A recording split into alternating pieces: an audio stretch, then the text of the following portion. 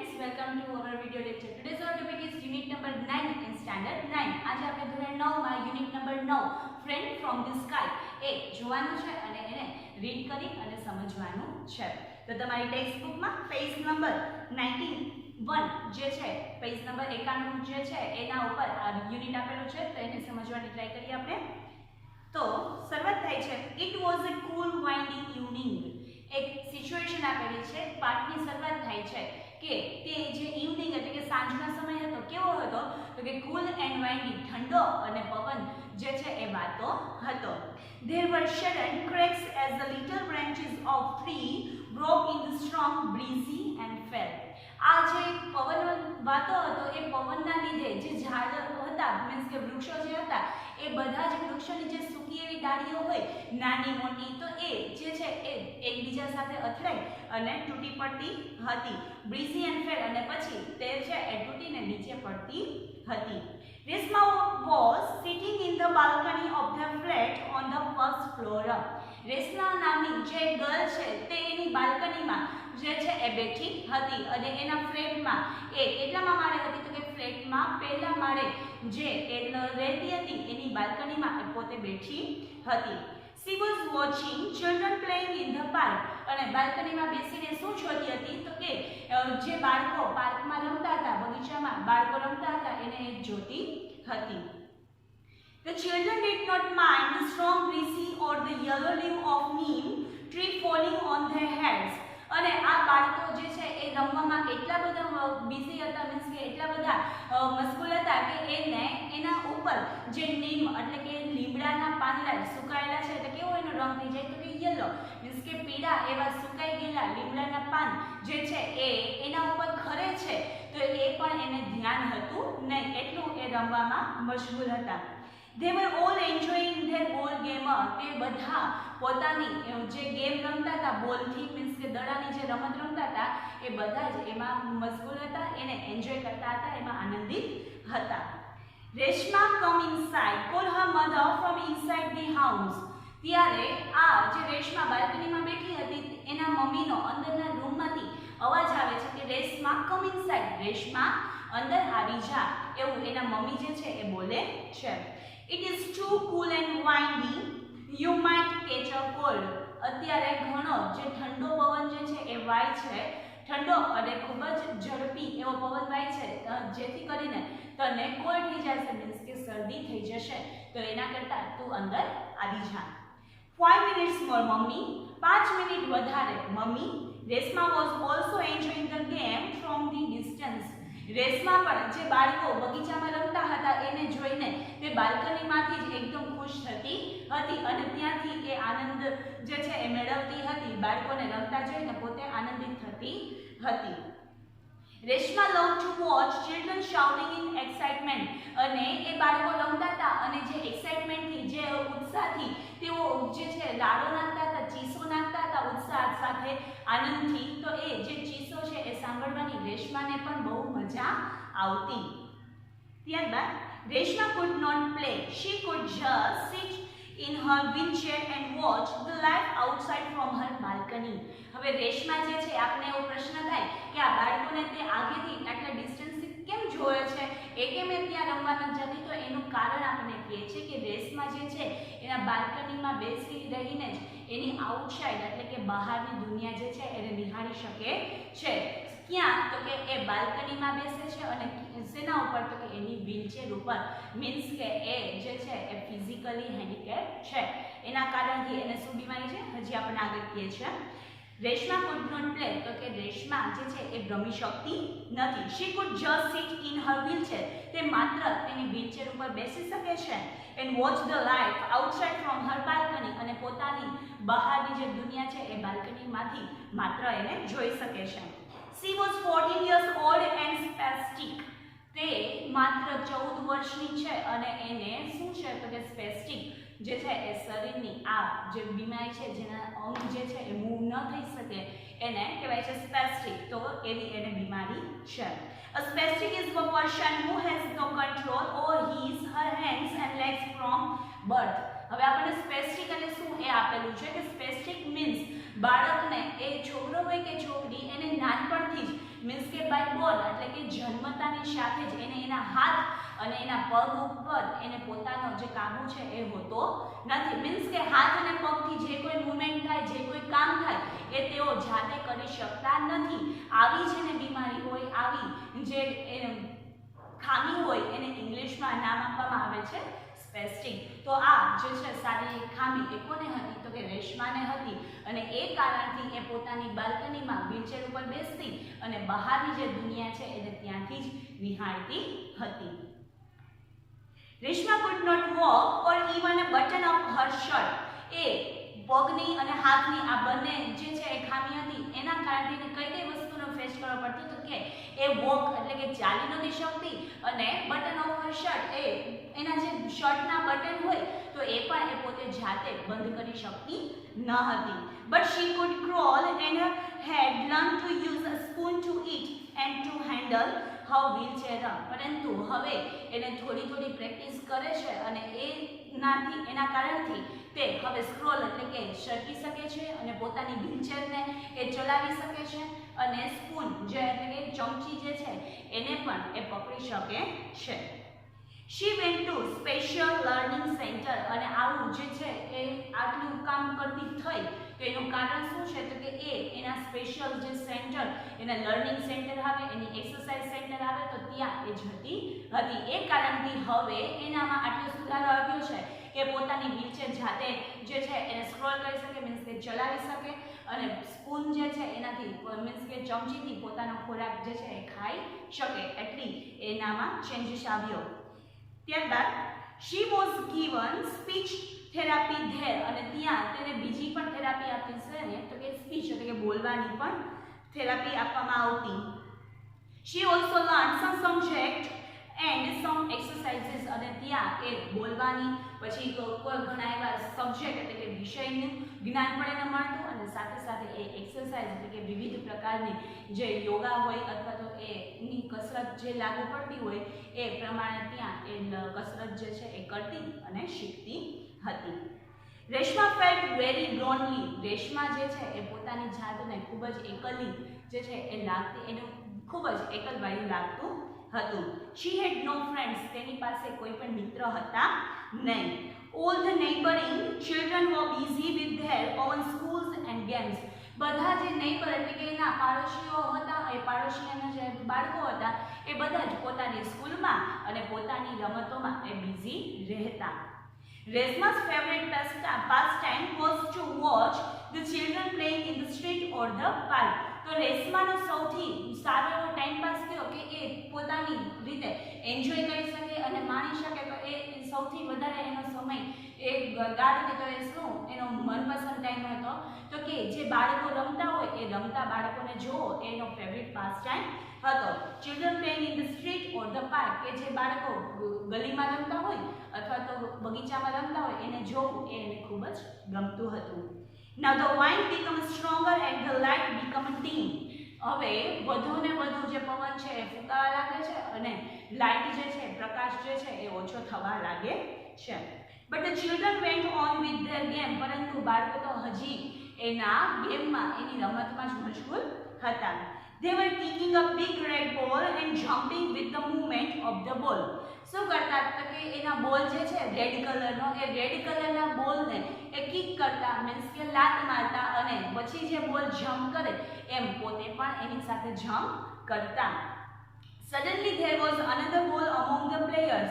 તો આ લોકો રમતા હતા એ બોલ કયો હતો તો કે રેડ કલરનો બોલ હતો. પરંતુ ત્યાં જ અચાનકથી એક બીજો બોલ જે છે એ ત્યાં આવી પહોંચે છે, અ બ્રાઉન વન. અને એ કેવો હતો તો કે ભૂરાશ પડતો હતો. The girls started screaming and the boys shouted at the top of their voices. અને આ બોલને જોઈને જે ગર્લ બધી રમતી હતી ત્યાં છોકરીઓ હતી તો એ સ્ટાર્ટેડ સ્ક્રીમિંગ એટલે કે ડરવા લાગી.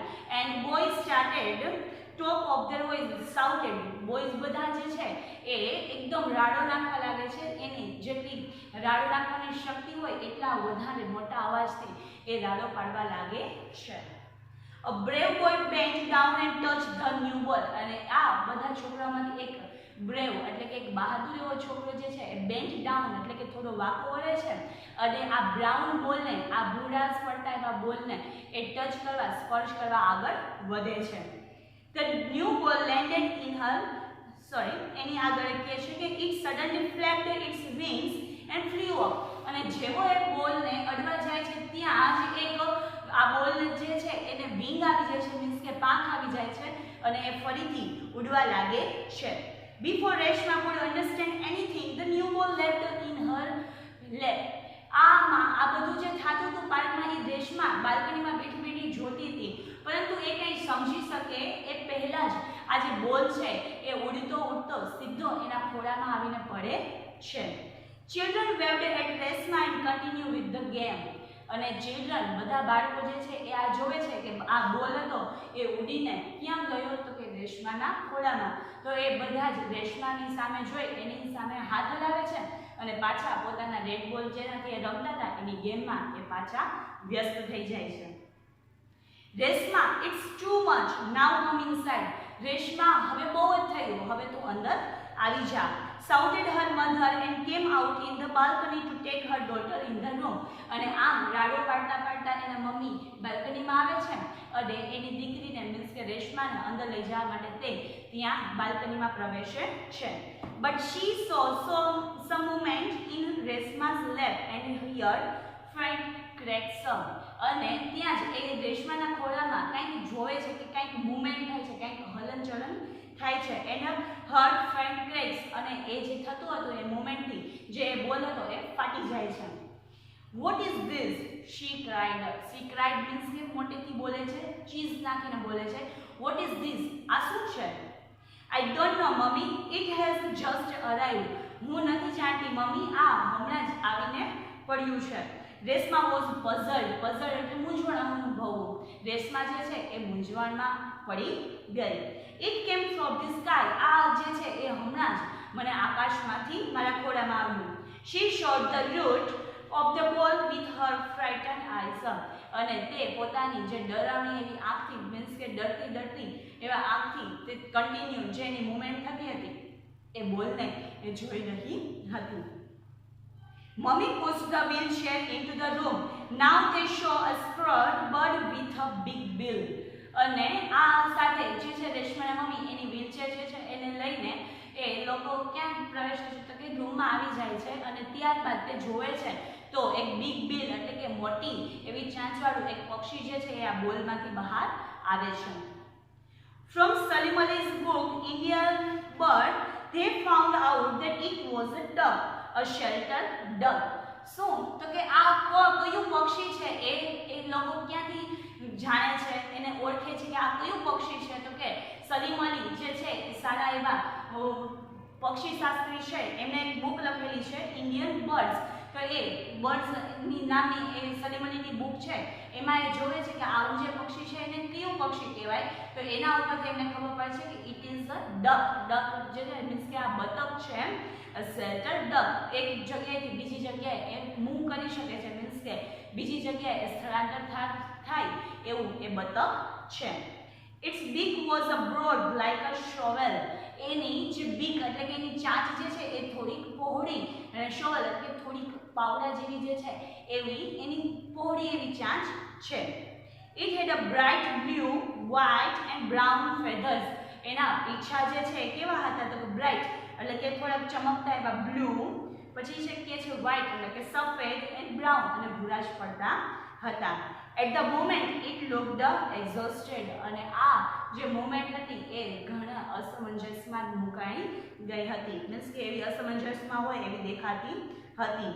A shoveler is not a native Indian bird. અને આ shoveler duck મીન્સ કે સ્થળાંતરિત થતા બતક આ જે એના ખોળામાં આવીને પડ્યું હતું તો એ પ્રોપર ઇન્ડિયાનું એટલે કે ભારતીય પક્ષી નથી. But it migrates from the cold region of Russia. પરંતુ એ ક્યાંનું હતું તો કે રશિયાનું, અને રશિયાના આ શીતળ એવા મીન્સ કે ઠંડા એવા પ્રદેશમાંથી એ ભારતમાં સ્થળાંતરિત થતું હતું. This bird must have lost its way due to strong wind.